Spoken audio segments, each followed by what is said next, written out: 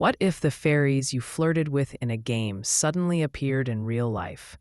In The Fairies I Flirted With in the Game Became Real, Muyang's virtual conquests come to life, blurring the line between game and reality.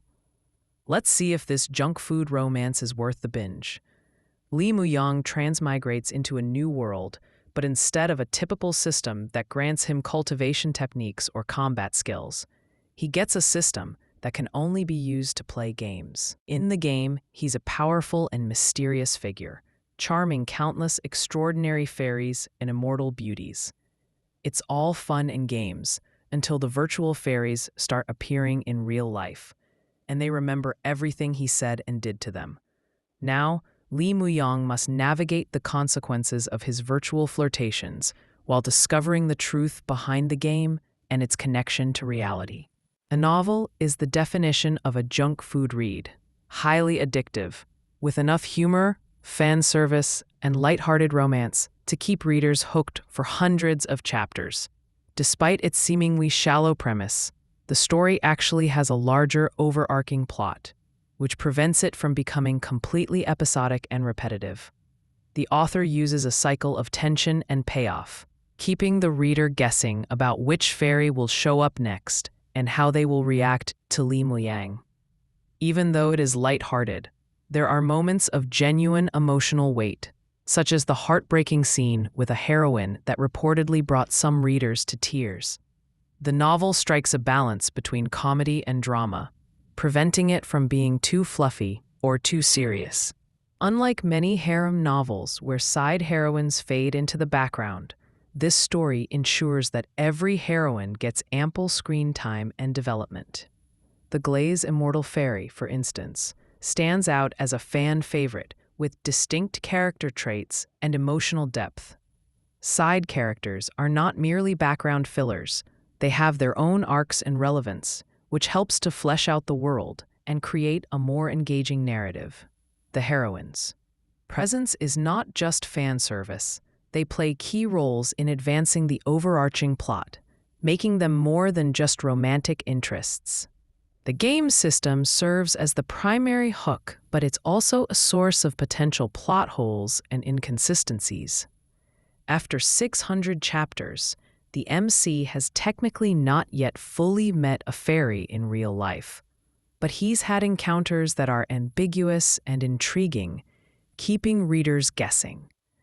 This extended build-up may be frustrating for some readers, but it also maintains suspense, preventing the story from burning through its premise too quickly. The system mechanics are not as fleshed out as they could be, leading to some inconsistencies in how the fairies appear and interact with Muyang. However, the slow rollout of fairy appearances creates anticipation, allowing for more satisfying payoffs when each heroine eventually enters the real world. Muyang is not a typical cold, ruthless MC. He's more playful, lighthearted, and sometimes a bit of a troll, which makes him more relatable and entertaining. His approach to dealing with the fairies is humorous yet calculated, showing that he's not just blindly OP, but actually thinks through his actions. The MC is somewhat OP, but he's not at the top of the food chain. There are plenty of characters and entities that can still challenge him, preventing power creep from making the story stale. His interactions with the fairies, particularly those who are now appearing in the real world, are a source of both comedy and tension, as he must reconcile his in-game actions with real-world consequences. While the overarching plot is intriguing, the pace may feel dragged out to some readers, especially those expecting faster reveals regarding the fairies. The system mechanics are not as clearly defined as they could be, leading to inconsistencies in how the fairies interact with the real world. There are instances of plot holes, particularly regarding the game mechanics and how they translate to reality.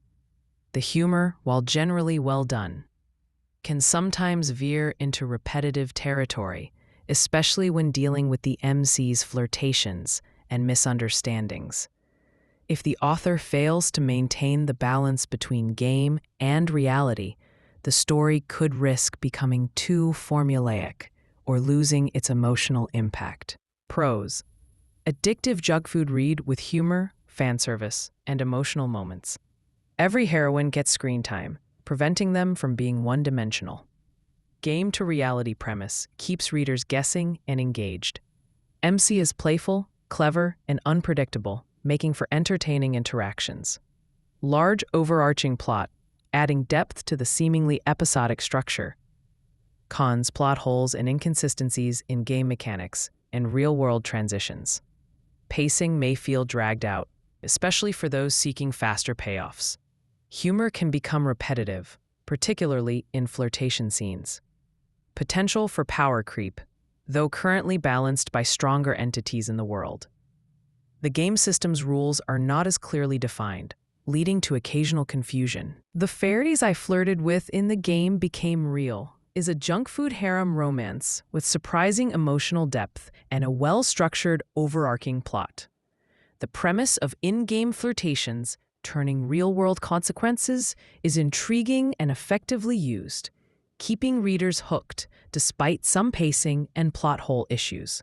The MC's playful, humorous nature and the distinct personalities of the heroines add to the novel's appeal, making it a fun yet occasionally frustrating read for those who enjoy harem tropes without the usual neglect of side characters. Rating: 9 out of 10. A solid binge read with an interesting premise, though execution could benefit from tighter plotting and clearer mechanics. Would you prefer to focus more on the overarching plot and mystery behind the game, or are you more interested in the romantic dynamics and character interactions?